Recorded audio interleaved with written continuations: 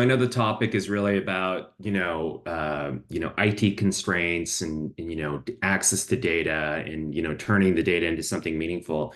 But I think just to kind of level set in regards to Vigily and what we do and why we do it, the foundation of everything we do is based on, our proprietary disaggregation technology. So just to kind of a quick refresher in terms of what disaggregation is to us and how that sort of manifests to our partners. Fundamentally, we take a very, software-based approach. There's no hardware associated with this aggregation. In essence, we can take AMI data, which is very relevant to this discussion, and break it down into different appliances, device classes, and things like that. I think with really just the momentum and the growth around DERs, that's a pretty relevant topic right now. So we do a lot of work around EV, which Maria will cover in a little bit. But fundamentally, we can basically take inventory of all appliances and device classes and really break it down, by the hour across the year to get a sense for what's happening. In regards to different inputs, again, it's AMI data, a few data points in terms of things like zip code and customer ID and things like that, and we're off and running. Some examples of what this sort of looks like. Again, based off of the AMI data, we can basically break it down into the chart on the right. So you'll see the different appliance classes, but you'll also see things in regards to accuracy. Again, no hardware. What you'll see is, very high level of accuracy, which is obviously very important in terms of the analytics and what we do deliver to both the utility and the end users. Fundamentally, most of the work we do is within residential, but as you can see on the bottom right, we also do work around SMB. And just some attributes on the left here in terms of what you can see here, which I won't go through, but fundamentally, if you are interested, just reach out and we can structure different types of programs for you guys. Okay, a little bit more on EV in terms of what's happening here, which may be top of mind for a lot of folks. In terms of the types of disaggregation and the analysis that we can provide, we can basically identify, both level 1, level 2 chargers. And then as you can see sort of in the middle and the right, the different types of attributes. So when charging sessions start, when they end, time of day, and in regards to the different attributes on the right. So fundamentally, what's great about this is not only can you segment and target the different types of EV users, you can also get a sense for how compliant are they to different programs, whether it's TOU, critical peak, things like that. And fundamentally, at the end of the day, as you do segment and target and actually do things in regards to disag, a lot of really, high value targeting and messaging can be distributed. Some other stuff that we do around disag is really just in regards to heating and cooling. So what you see here is really just some analysis and sort of the heat maps in terms of what we see when it comes to HVAC. And so, a lot of times there's a lot of discussions right now about electrification, moving to heat pumps, matching with energy efficiency dollars and things like that. And so through disag, we can, again, identify without any hardware a sense for what's happening. Is the system on the fritz? Is there, areas for improvement and efficiencies? And obviously, this also ties into both the consumption and dollars being spent. All right. Same thing on EV. We do a lot of work on EV as well. So just sort of down that same path around DERs. And I think the last thing I'd say too is that, there's probably a lot of chatter and noise in regards to disaggregation and things like that. A lot of disag out there in the market is really statistical in nature. So you'll see things like, on average at a certain zip code, 65% of consumption is done by HVAC. Now, yeah, on average, that could be good. But I think in terms of very refined, targeted information by home, by meter, that's where it actually falls through. And this is where, again, we don't do that. We have very specific targeting and analysis based on the meter in the home. Okay.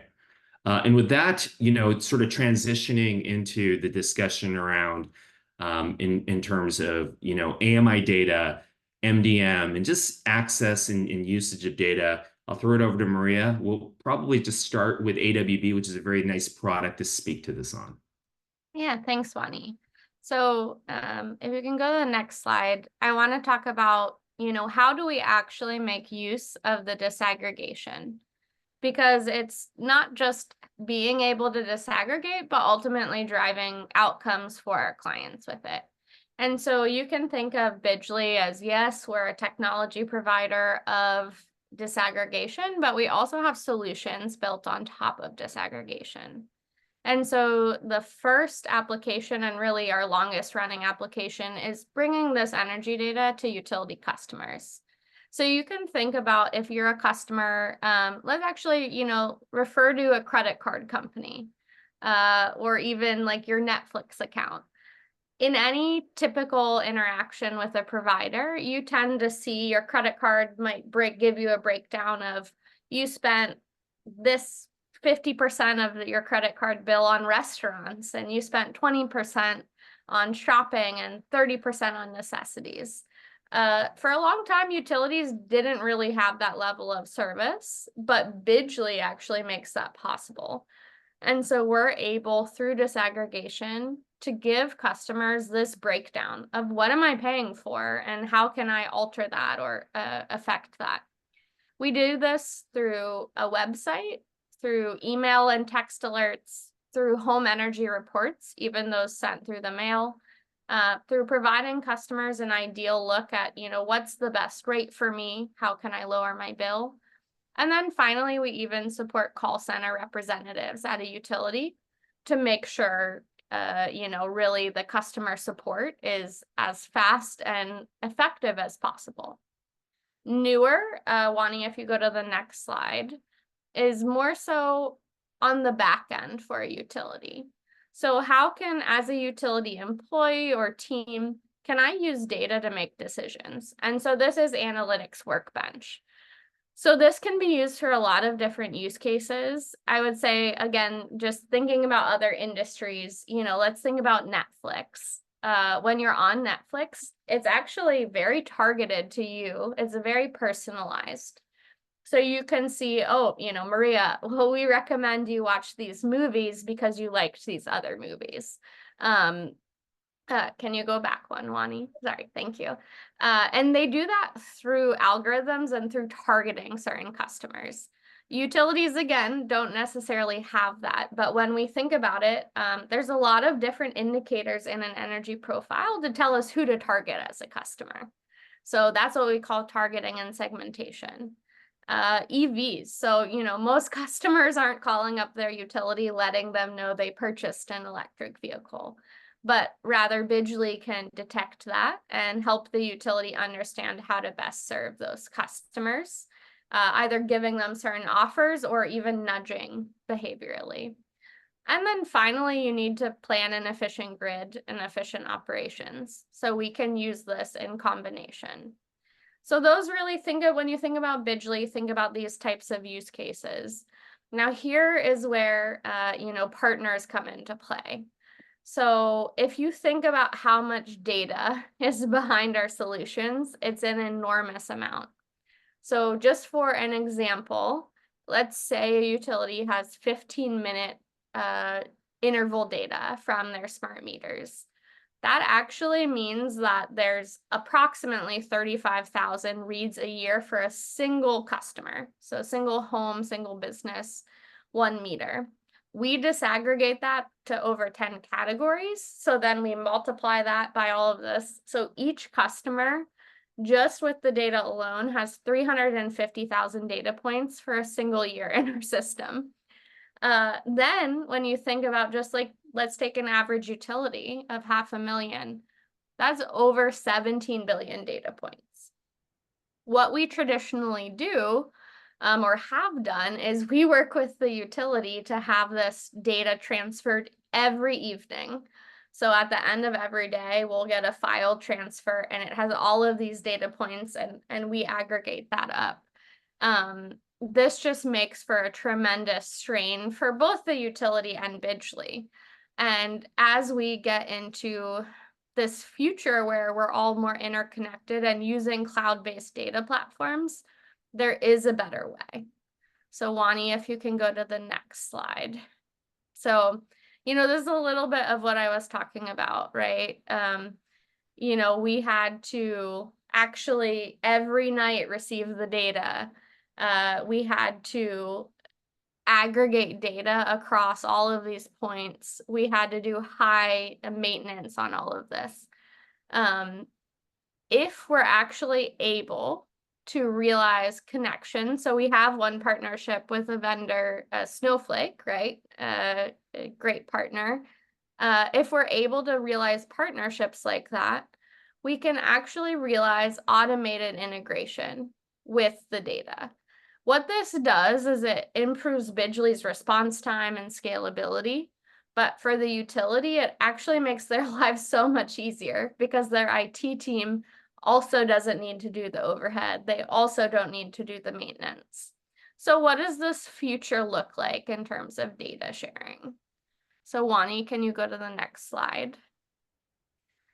So there's two futures that are very exciting. I'll say there's one, which is simply if we say, you know, there's cloud storage for MDM or for data, we can simply allow for secure storage to Bidgely's cloud that eliminates the need for flat file integration, reduces the load on the utility IT department, and actually saves a significant amount of money.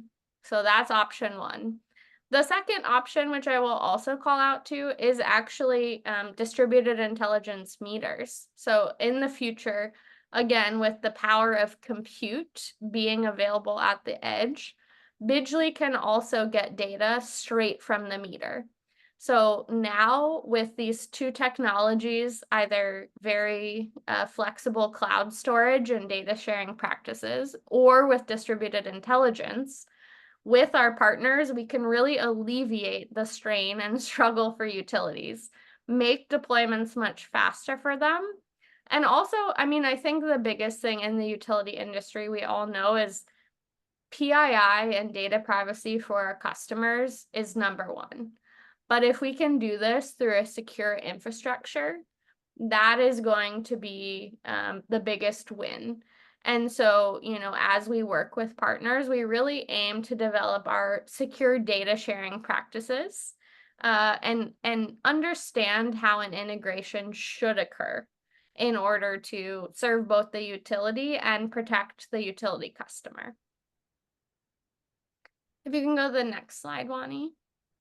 Yeah, this is sort of, you know, I talked a lot about how do we do this, but at the end of the day, what this enables is just a truly out of the box solution. We know that utilities pay millions of dollars to, you know, do substantial integration, often with flat files.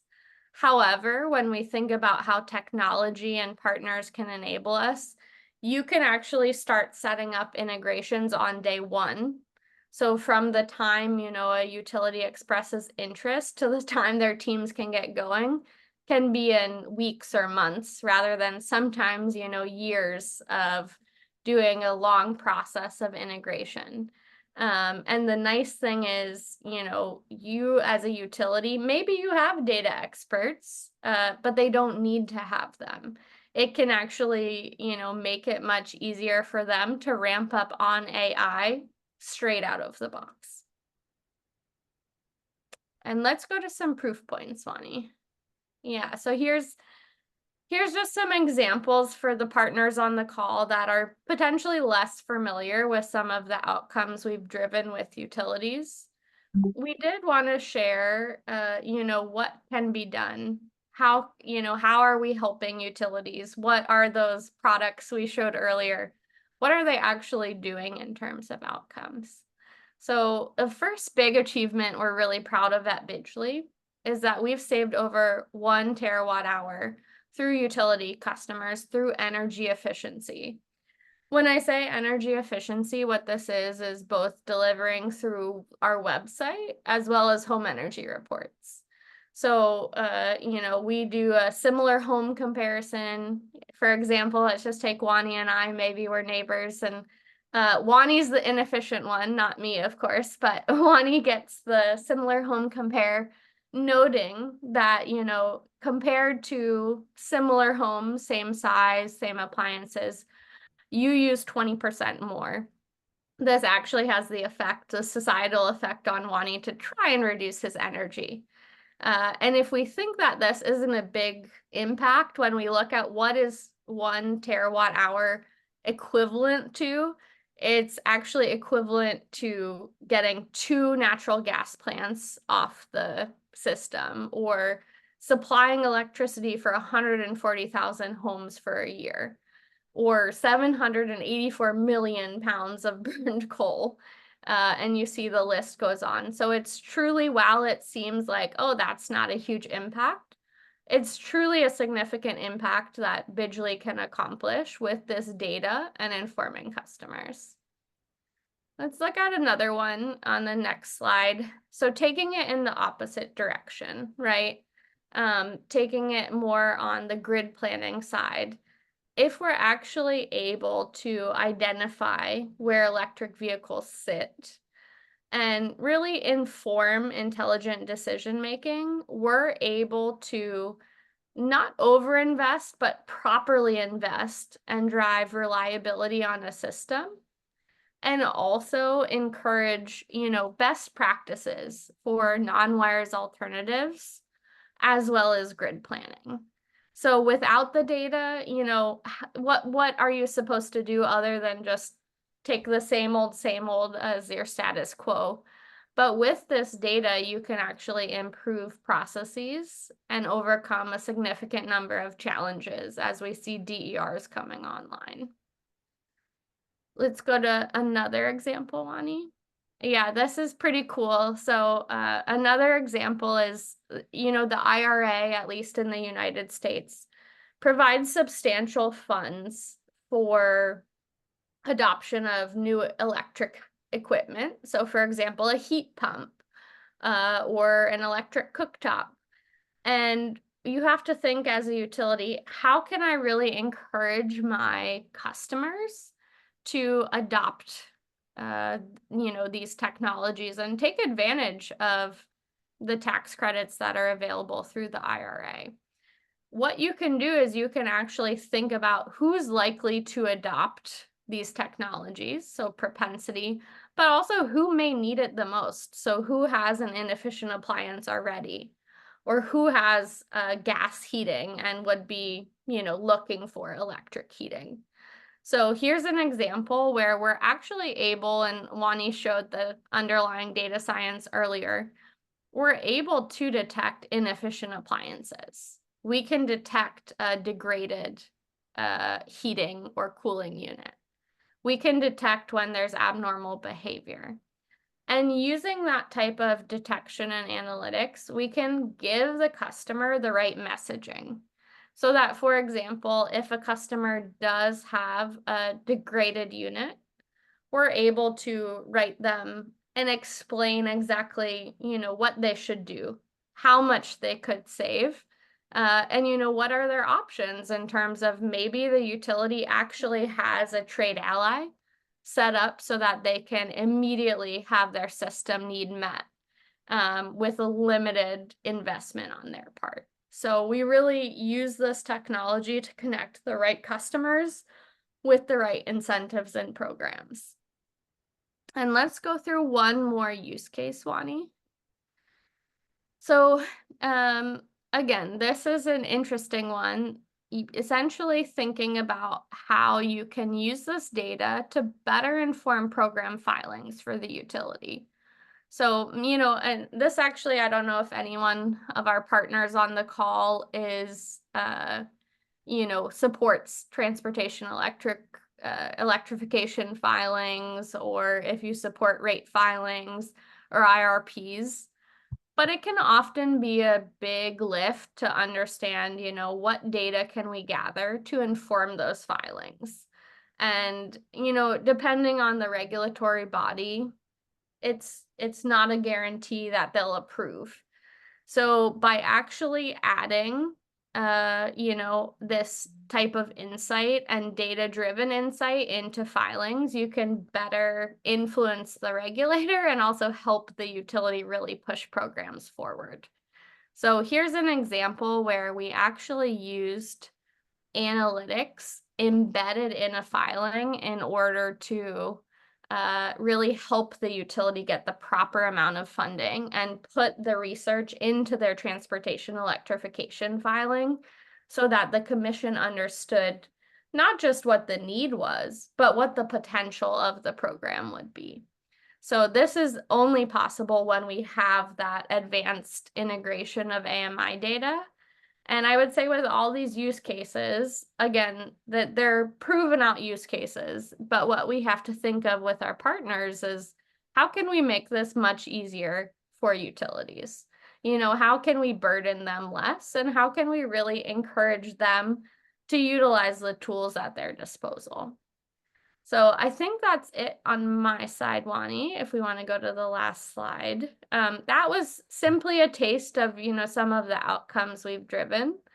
But if anyone has any questions either about, how we can advance integration for utilities together or some of the other outcomes we've driven, feel free to drop them in the chat. Awesome. Thank you so much, Maria and Wani. I see one question so far, and that is, who are the big MDM vendors? Yeah, great question. There's a lot of them. Wani, do you want to take that or do you want me to? I can take it. I think maybe the way to think about it is, whether it's the utility or a third party, maybe the question is, who's actually housing and storing the AMI data, right? And so from an MDM perspective, I'd say at least in North America, the big ones would be companies like Itron, Siemens, Landis and Gear. But we also see, and I think we referenced it in the presentation, companies like Snowflake, which is also a trusted partner to utilities. And there's probably others as well. But those are the ones that I run into a lot.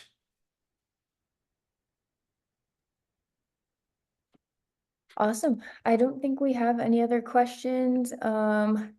Write them in the chat. Last call for questions now. Otherwise, thank you so much, Maria and Wani, for sharing really valuable knowledge, insights on this topic. And thank you so much to everyone who joined our webinar today. Really hope you found it valuable as well. So please look out for the follow-up from our team with the on-demand recording, and we'll also, call out for any other questions that we can answer for you. But otherwise, have a great rest of your Tuesday, and thank you so much. Right. Thanks, everybody.